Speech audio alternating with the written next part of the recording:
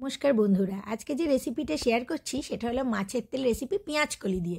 শীতকালে পেঁয়াজকলি খুবই পাওয়া যায়, তো ছোটো ছোটো করে পেঁয়াজকলি কেটে নিয়েছি পেঁয়াজ এবং ছোটো ছোটো করে কেটে নিয়েছি বেগুন। এবার এই মাছের তেলটাকে আমি একটু লবণ হলুদ মাখিয়ে নিয়েছি। এবার কড়াইয়ে সামান্য একটু তেল দিয়েছি, দিয়ে আমি মাছের তেলটাকে দিয়ে দিলাম। যেহেতু মাছের তেল থেকে তেল ছাড়বে তাই বেশি তেল দেবেন না, তাহলে ভালো লাগবে না। এবার তেলটা একটু ভাজা ভাজা হলে তার মধ্যে আমি কেটে রাখা বেগুনগুলো দিয়ে দিচ্ছি। এই বেগুনটাকে আলাদা করে ভাজার দরকার নেই, এর সাথেই ভাজা হবে। দিয়ে দিলাম পেঁয়াজ কলিগুলো এবং দিয়ে দিচ্ছি পেঁয়াজ। বিশ্বাস করুন, এমনি মাছের তেল খেতে যা লাগে তার 3 গুণ বেশি ভালো লেগেছিল এই পেঁয়াজ কলি দেওয়ার ফলে।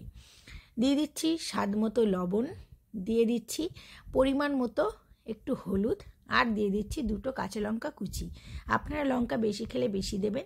একটু নেড়ে চেড়ে ঢাকা দিয়ে সিদ্ধ হওয়ার জন্য রেখে দেবেন।